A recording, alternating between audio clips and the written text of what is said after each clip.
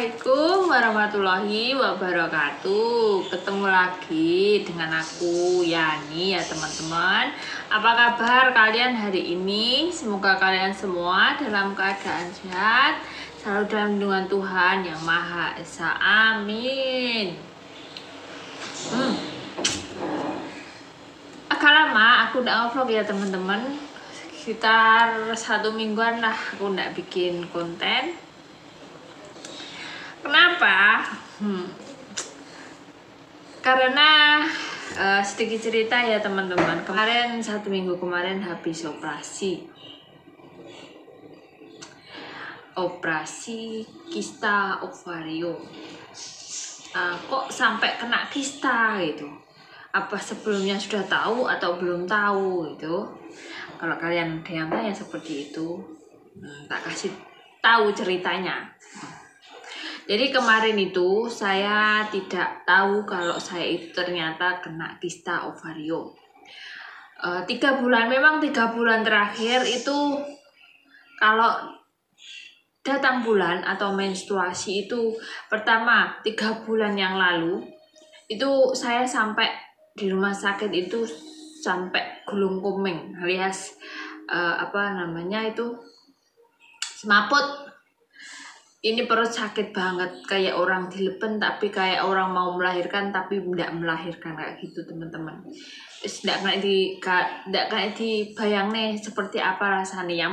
Pokoknya sakit sama teman-teman itu sampai dikeroi, sampai dibelinya obat gitu. Akhirnya aku waktu itu udah telepon majikan. Kebetulan aku kan lagi cuci darah, aku telepon majikan minta tolong gantiin aku di rumah sakit, aku mau pulang, saya nggak kuat, ini perutnya sakit banget. Akhirnya saya pulang, terus sama majikanku yang paling kecil dibawa ke dokter. Di sana kayak di USG, di ronsen kayak gitu. Itu katanya memang efek dari menstruasi dan kandungan tidak apa-apa. Oke, dikasih obat. Nah, dikasih obat teman-teman. Dikasih obat sudah hal. Pulang itu baik-baik saja.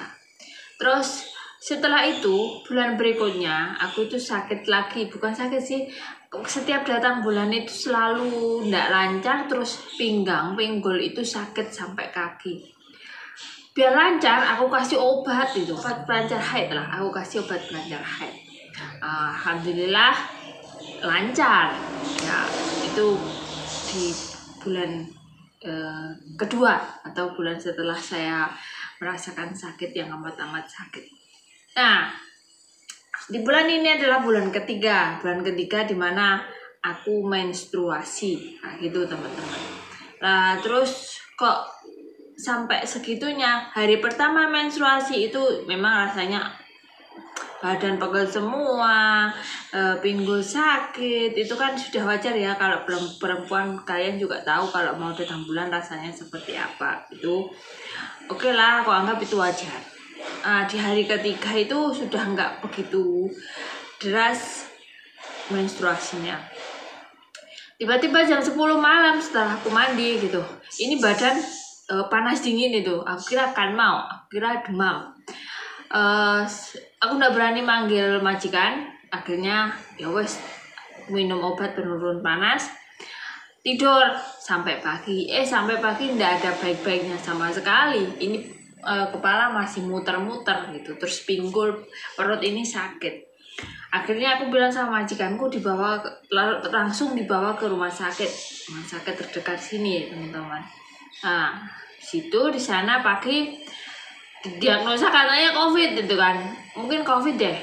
Di swab, ternyata aku negatif. Terus urin juga tidak ada masalah, darah juga tidak ada masalah. Akhirnya dikasih obat, aku suruh pulang. Nah, disuruh pulang itu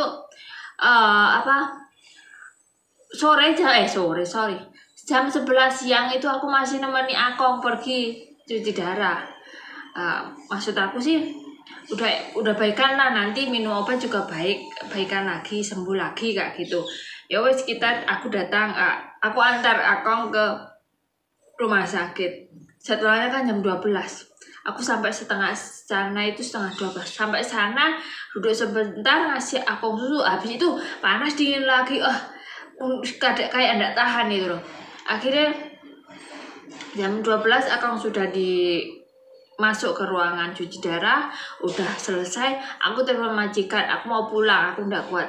Akhirnya aku pulang teman-teman.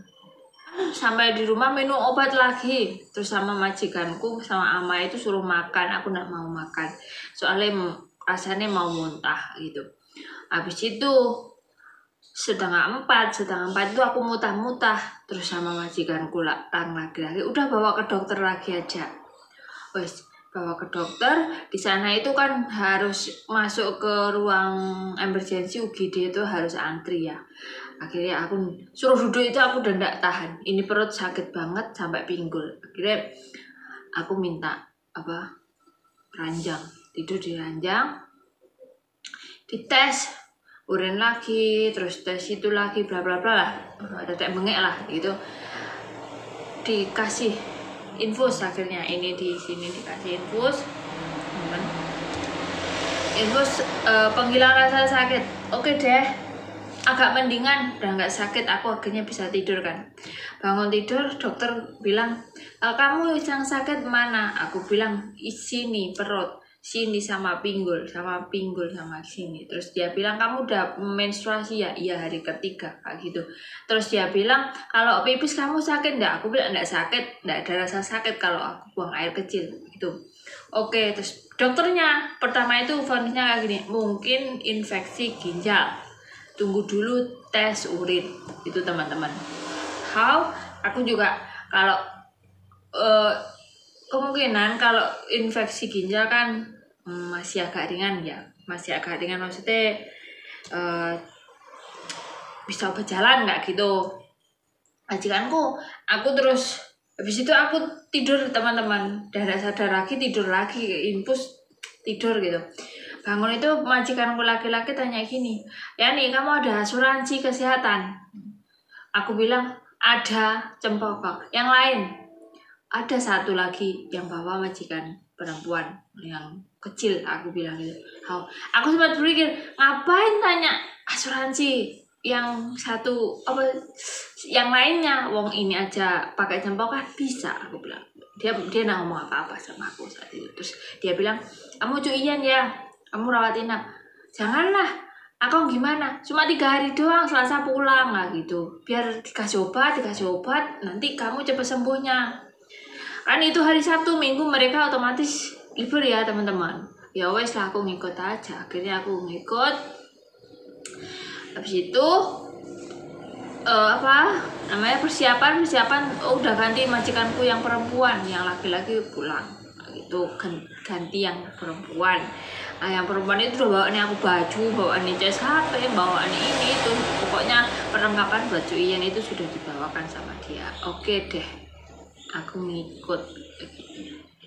Dapat kamar, masuk ke dalam kamar rawat inap. Sampai di situ ini aku udah agak curiga gimana, soalnya si suster langsung tanya ini itu nama, golongan darah dan sebagainya. Terus yang bikin aku agak tambah curiga itu kayak gini, kok dia suster itu datang, ya nih aku bantu, maaf agak jorok, kerok bulu kemaluan gitu. Aku bilang aja, wes mak, kenapa? Nggak apa-apa, besok kamu pakai nyukuan aja atau selang kencing kayak gitu. Haulah, aku ngikut teman-teman. Habis itu kan aku ada bekas kutek sini, masih cek semua. Ini cincin suruh ngelepas, ini anteng suruh ngelepas, tali rambut suruh ngelepas, kutek ini dihilangi sama dia. Aku kayak gini, kok segitunya ya orang mau cuian gitu, orang mau rawatin apa aja kok segitunya. Bosku itu nggak ngomong apa-apa waktu itu teman-teman. Terus nggak lama itu, setelah itu selesai, aku disuruh ganti baju rawat inap gitu kan. Dokter datang bilang, ya nih besok kamu operasi ya. Hah? Aku bilang, operasi apa? Aku bilang. Ternyata dijelaskan aku kena kista ovarium gitu teman-teman, dan yang satu itu sudah sangat besar dalam jangka katanya sih 3 minggu itu sudah segede gini. Dia bilang mungkin ini 3 minggu lah, kalau tidak dibuang nanti akan semakin berbahaya dan semakin besar dia akan kesakitan gitu. Terus ya aku sempat bengong, ya wis mau ndak mau itu. Aku cuma habis itu kan kayak shock gitu, aku mau ngomong siapa gitu, oh akhirnya aku ngomong sama adikku yang ada di Nanto, temanku yang ada di Nanto, besok aku mau operasi gitu, doakan yo lancar gitu. Itu teman-teman, cuma ngomong sama dia doang. Terus sama bosku yang perempuan, udah enggak apa-apa, besok bisa lagi kok, bisa lagi, kamu juga bisa hamil gitu. Dia bikin ngasih semangat aku kayak gitu kan. Cuman aku rasanya itu kaget kok sampai segitunya. Terus aku bilang kan, Dok, bulan depan aja gimana, atau minggu depan, nanti akongku siapa yang urus? Terus yang ngomong tidak bisa, harus operasi besok. Padahal besok itu hari Minggu, seharusnya dokter libur, tapi karena memang sangat urgent, memang harus, jadinya aku itu harus operasi teman-teman. Ya jam 7 pagi, Minggu 7 pagi itu aku sudah dibawa ke ruang operasi. Terus pertama itu bosku ngomong, kamu ndak mau telepon keluargamu dulu, suamimu, atau ndak ada yang aku kasih tahu, jadwalnya kayak gitu, ndak ada yang aku kasih tahu.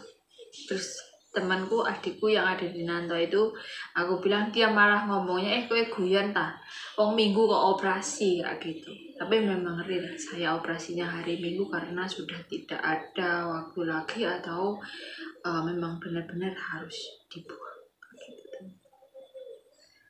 Jadi, dan alhamdulillahnya pasti selesai. Saya itu jam 7, terus habis itu nggak tahu saya sadarnya jam berapa. Pokoknya saya sadar waras itu jam 3 sore. Saya bisa ngobrol sama majikan itu jam 3 sore. Saya bilang, aku mau pipis piye, aku bilang kayak gitu. Ternyata aku sudah pakai selang kencing, jadi jangan khawatir gitu. Terus alhamdulillah majikanku sangat-sangat baik. Biasanya nunggu aku sampai hari Senin pagi. Jadi dia yang bolak-balik buang kencing, buang itu. Ya Allah, sumpah itu orang, maksudnya majikan juga perhatian sekali teman-teman. Itu teman-teman. Makanya seminggu ini aku kan off, tidak ada bikin konten, memang aku gunakan untuk istirahat. Terus saat ini 1 minggu, sudah lewat 1 minggu, hari Senin itu sudah selang kencing dilepas, infus sudah dilepas, jadi tinggal obat aja. Terus sebenarnya hari Selasa itu sudah boleh pulang, cuma dokternya menyarankan, ya ini pulangnya hari Rabu saja, kamu istirahat penuh di rumah. Nanti kalau di sini, nanti kalau di rumah, nanti kamu tambah kerja lagi, ini itu tambah nggak cepet sembuh lah gitu. Cuman selesai operasi itu, operasinya kan 3 tempat ya teman-teman, atas, samping, sama bawah kayak gitu. Soalnya kan tiga kista, yang satu itu gede, yang satu itu masih kecil-kecil segini, dibuang sekalian yang kecil-kecil. Tapi yang gede ini memang sudah mengkhawatirkan, harus wajib itu harus dibuang. Terus tapi yang kecil-kecil sekalian aja dibuang, daripada nanti bermasalah berikutnya kayak gitu.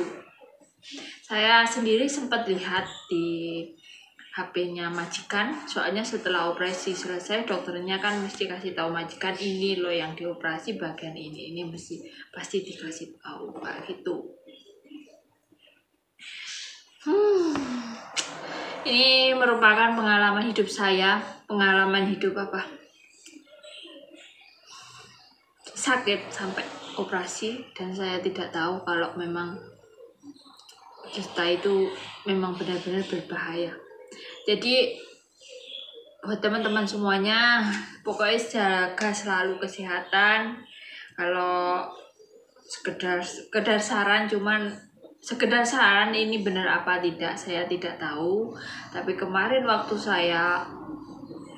aku itu pertama kali sakit perut, terus sampai pas di rumah sakit itu sampai gulung komeng tidak karu-karuan itu, ke dokter bilangnya jangan minum es waktu menstruasi, jangan minum es gitu, bilang gitu. Terus pelancar haid kayak gitu kan teman-teman, itu juga berisiko